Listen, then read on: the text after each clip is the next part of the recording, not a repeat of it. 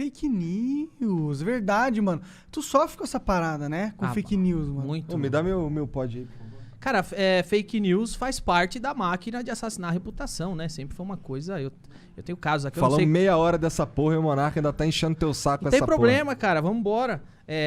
Posso falar ou tá... Claro, Eu quero que você fale. O Igor tá querendo Eu salvar passei o por casamento. algumas fake news, cara, que... Até hoje, por exemplo, o pessoal acha que eu falei coisa que eu nunca falei. Uma delas é que eu teria chamado uma doadora de leite de vaca. Isso é mentira? Nunca aconteceu na vida. O caso foi o seguinte, cara. Eu tava na Band, no Agora é Tarde. E nos meus monólogos, nos stand-ups, como em qualquer talk show, você procura notícias pra fazer piada. É uma instrução que a gente deixa pros roteiristas, tipo... procura a notícia. Por quê? Quando a notícia está publicada, significa que é pública.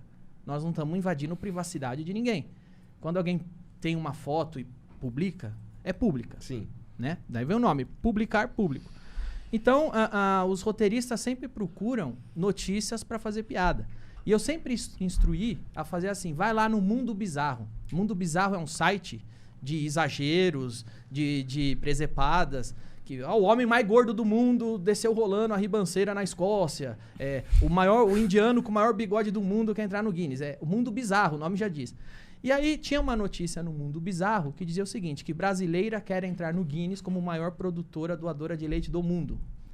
Essa notícia, ela não tinha o viés dramático nem o viés filantropo.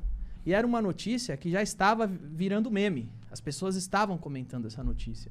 E um dos roteiristas achou que essa notícia, como estava sendo comentada e estava no Mundo Bizarro, tinha os elementos cômicos, tinha o exagero, tratava-se de entrar no Guinness, ele achou que seria uma boa fazer uma piada com isso. Uma piada com uma pessoa que já está virando meme, com uma notícia esdrúxula, que era o viés, mais uma vez. Nunca foi um viés filantropo nem de dramático. Sempre foi brasileira, quer entrar no Guinness.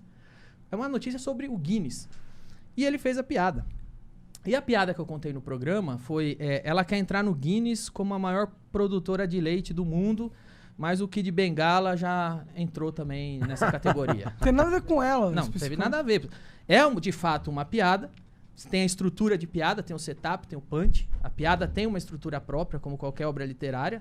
Você consegue dissecar. E ela, no papel da piada, ela era o setup da piada, não era o punch. O setup é o fato. O punch é a distorção cômica. Ela fazia parte do setup, do fato. Brasileira quer entrar no Guinness como maior doadora de leite do mundo. Aí vem a distorção cômica. Kid Bengala, a gente subverte o leite e faz a piada. Foi essa piada que foi contada. Eu contei ela no programa. Aí a gente mostrou a foto dela, porque a foto dela estava publicada, era pública. E foi essa piada que eu fiz. O Mansfield ainda pegou um pouco mais pesado que eu, que o Mansfield ainda falou... Olha, tu nem falou que ela tinha nada a ver com vaca, então? Nada. O Mansfield ainda fez uma piada mais pesada que ele falou... Essa daí não faz espanhola, faz a Europa inteira, porque ela tinha uns peitos grandão. Foram essas piadas que foram feitas. Passou batido, foi uma piada como qualquer outra que a gente já fez. Ela tinha realmente os peitos grandes? Tinha a foto dela, que ela segurava é meio poético, os peitos, assim, inclusive. Sim.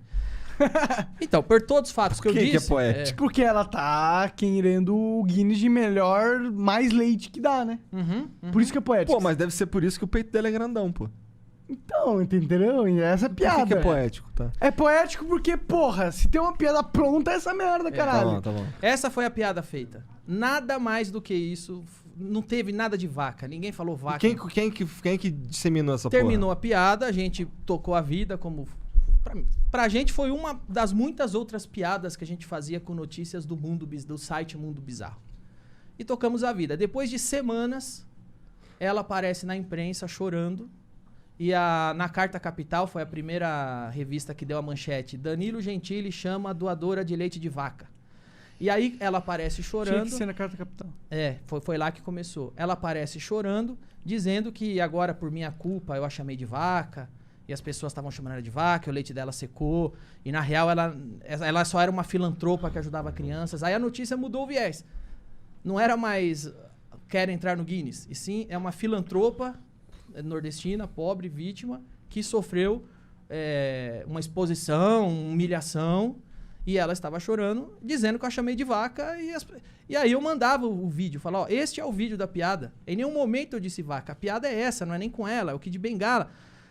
Cara, isso foi pra Folha de São Paulo, isso foi pra Isto É, e todos os lugares noticiou que eu chamei uma doadora de leite de vaca. Isso nunca aconteceu. A partir do momento que essa é a narrativa, que essa é a manchete, já existe uma pressão. Se eu ganhar esse processo, nossa... O juiz tá fudido. Não, já existe essa pressão que, pô, claro, a história que foi contada é a seguinte. Ela tava fazendo caridade, doando leite, ajudando crianças. Eu apareci lá e falei, olha que vaca! Vaca, vaca. Sim, nesse contexto eu seria um bosta. Mas não foi esse o contexto, não foi isso que aconteceu. Mas essa foi a versão que ficou. E a gente põe o DVD no processo, eu mando pros jornalistas, tá aqui a piada, não tem vaca. Por que você não faz a manchete? Fez piada com o Kid Bengala, essa é a piada. E virou essa narrativa. Eu tenho muitas outras, cara, que eu já passei. Por exemplo, eu me lembro que eu tinha uma série politicamente incorreta, foi pro ar pela FX em 2014. Eu fazia o papel de um deputado xarope, que só fazia merda e falava merda. E o deputado, de repente, na história, o meu personagem chamava Atílio Pereira, ele vai no Congresso Nacional e ele quer banir tem uma discussão lá para banir o uso da vírgula. A gente zoava muito as coisas idiotas que o deputado ficava discutindo. E aí eu levava um cartaz e o cartaz estava escrito assim: não sou negro, graças a Deus. E eu falava, vejam como a vírgula faz diferença. Se a vírgula estiver aqui, não, vírgula, sou negro, graças a Deus. Essa é uma boa frase. O cara tem orgulho de ser negro. Mas se eu tiro a vírgula, olhe como fica uma coisa racista. Não sou negro, graças a Deus. Essa era a cena cômica. Os caras tiraram um print onde eu tô do lado do cartaz escrito não sou negro, graças a Deus. E começaram a passar isso em um monte de ONG, de defesa afrodescendente, como se fosse eu segurando um cartaz que eu não sou negro, graças a Deus. Esse dia eu cheguei na minha casa, tava pichado na minha porta. Seu racista, seu não sei o quê. Caralho. Teve uma outra que eu acho que foi a mais grave ainda. Mais grave. Eu tava em Curitiba fechando um patrocínio de um celular brasileiro. E aí fechei o patrocínio, peguei o avião. Quando eu cheguei em São Paulo, os caras, pô, não dá pra te patrocinar, cara. Você fica endossando o estupro da menina do Rio de Janeiro. Lembra uma menina do Rio de Janeiro que foi estuprada em grupo e tava dopada? Ah, lembro. Eu falei... Quê? Eu? O que você tá falando, velho? Tá aqui. Aí ele me mandou um print. O print era o seguinte. Esse print, ele passou por todas as etapas da máquina de assassinar a reputação. A menina foi estuprada grupalmente no Rio de Janeiro. E eles começaram a assinar a Menezes, Brasil 247, esses blogs, que faziam parte de uma esgotosfera. Que caiu até, muitos desses caíram na Lava Jato. Eles recebiam, de fato, dinheiro público para assassinar a reputação de inimigo que eles consideravam inimigo do governo.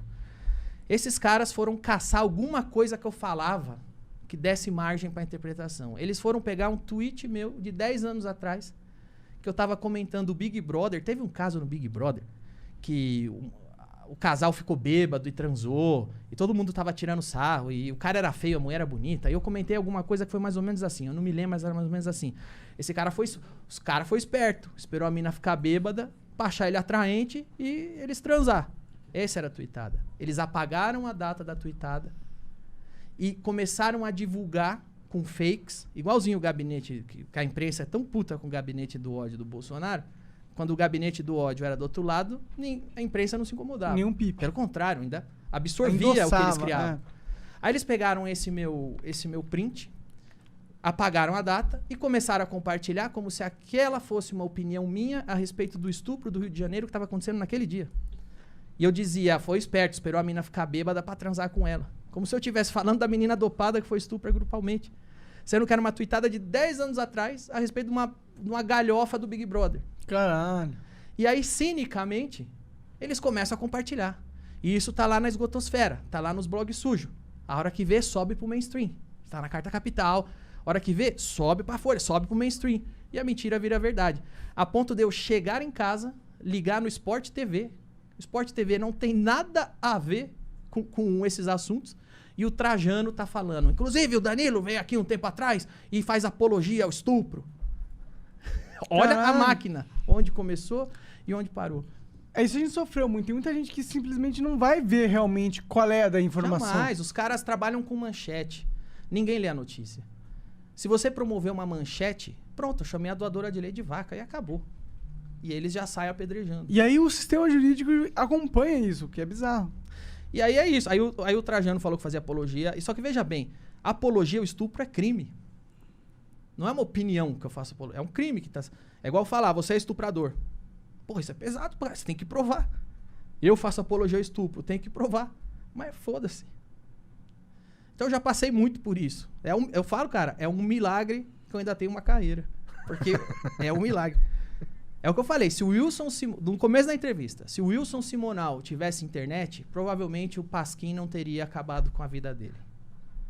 Você atribui à internet a sua imunidade? Então. Eu atribuo a internet ao megafone, porque quando eu vou e falo, pessoal, vejam aqui, apagaram a data do print. Olha essa mentira. Vejam aqui, eu não chamei ela de vaca. Aí você fica com as pessoas. Você tem um contra-ataque. Você tem pelo menos as pessoas que se importam com a verdade e vão pesquisar. Entendeu?